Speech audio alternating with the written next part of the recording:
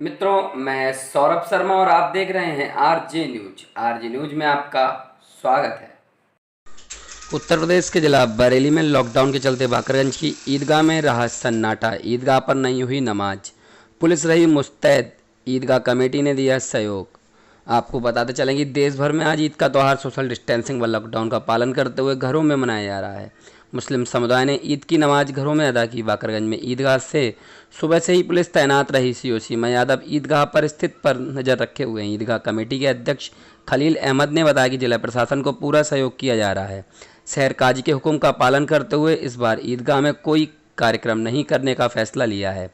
लोगों की सलाह दी है कि वो अपने घरों में रहकर घर में ही नमाज पढ़ें और इसमें कौम की भलाई है। आज बरसों के बाद बाकरगंज की ईदगाह में सन्नाटा पसरा रहा। और वहीं आपको बताते चलें कि आज किला जमा मस्जिद में 5 लोगों ने अदा की ईद की नमाज। पुलिस रही मुस्तैद। लॉकडाउन और सोशल डिस्टेंसिंग का किया गया पालन।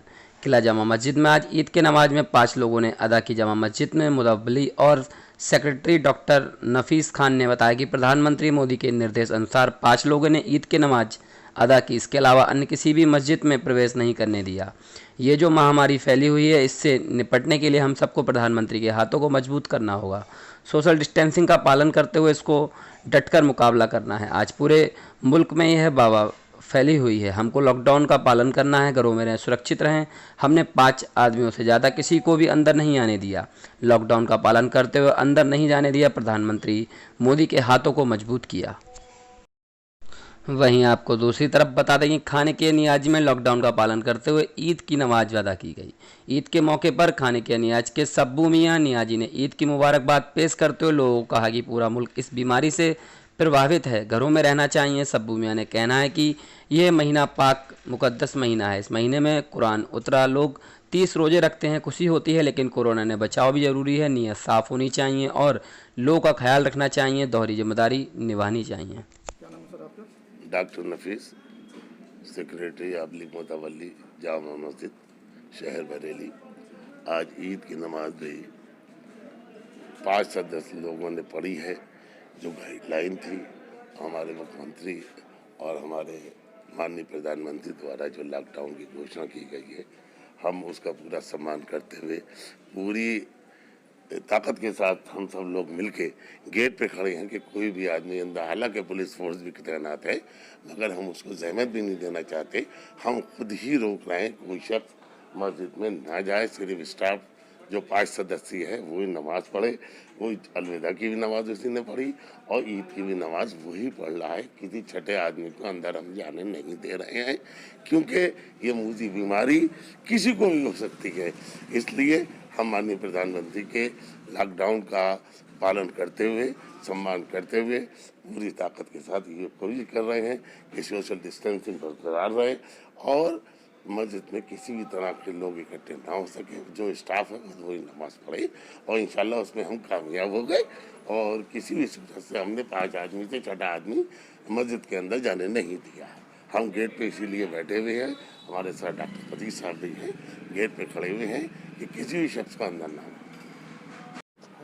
ईद पर क्या कहना चाहते हैं, क्या संदेश? देखिए, पूरी आलमी बिरादरी, ख़ास तौर से बिरादरान वतन, बिलखुसूस बरेली की आवाम को ईद उल फितर की दिली मुबारकबाद पेश है।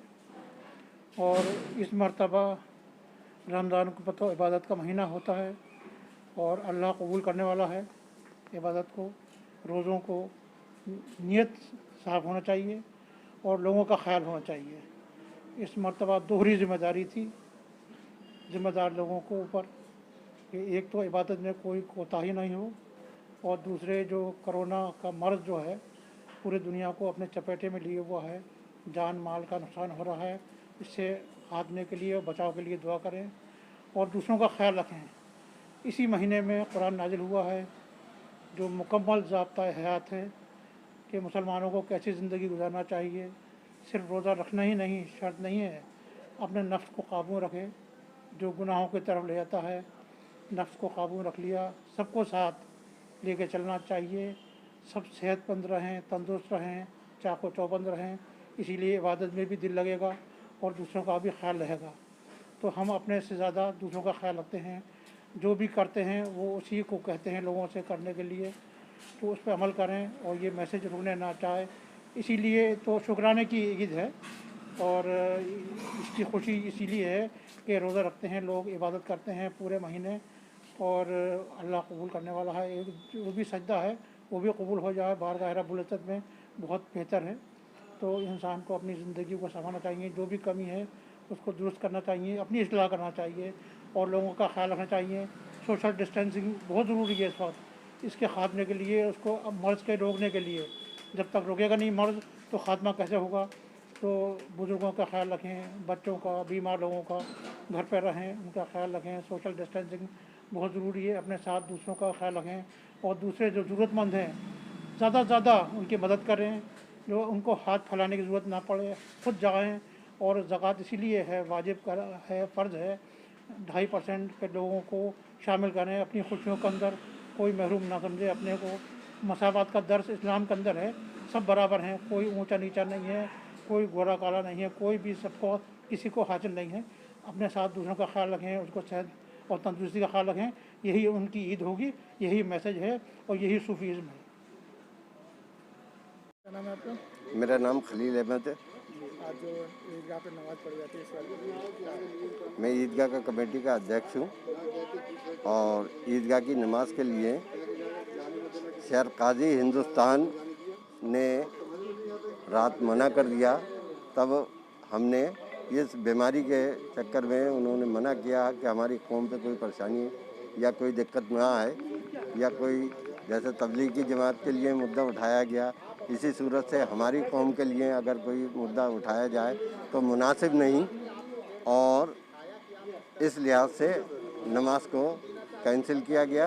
नमाज ये ऐलान किया शहर काजी ने कि अपने अपने घरों पे नमाज़ पढ़ें और चार्ज की नमाज़ पढ़ लें और अपने अपने घरों पे रहें, दूरी बना के रहें, ना किसी से गले मिले।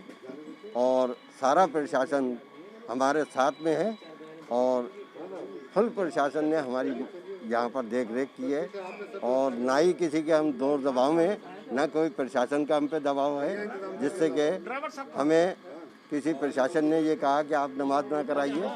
हमने ताज शरिया के बेटे साहब के हुक्म से ये नमाज रद्द करी गई है। कितने वर्षों से नमाज पढ़ी जाती थी यहाँ पे? ये तो परंपरा चली आ रही है, हमारे बुजुर्गों से चली आ रही सर। लगभग कितने सालों से? हमें जो मुतवल्ली बने हुए हैं 7 सालें हो गई। हमसे पहले और कमेटियां हैं, उन्होंने नमाज की अदायगी कराई और हम छोटे छोटे थे तब से हम नमाज पढ़ने अपने वालिद साहब के संग में आते थे यहाँ। इस तरह का पहली बार हुआ है? जी पहली बार हुआ। ये कोरोना के चक्कर में जो हैगा बीमारी चल रही है, इस चक्कर में यहाँ पर ये वैसे नमाज होती कितने लोगों की भीड़ होती थी? लगभग कम से कम 5,000, 6,000, 7,000 आदमी हो जाता था।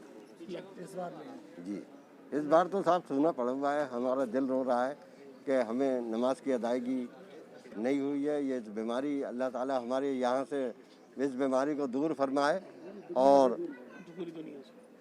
ये सारी बीमारी जो है यहाँ से दूर हो जाए। अल्लाह ताला इसको हर मुसलमान, हर देशवासी के लिए सब मुसलमान दुआ करी कि ये बीमारी अल्लाह ताला उठा दे यहाँ से। हम सपनों को साकार करते हैं, देते हैं पंख, आपके हौसलों को दिखाते हैं राह उज्जवल भविष्य की। हम रखते हैं अरमानों की नींव शिक्षा की, ख्वाबों को हकीकत बनाने की, राष्ट्रीय चरित्र निर्माण की एकमात्र राह स्वामी विवेकानंद सुभारती विश्वविद्यालय, जहां शिक्षा एक जुनून है।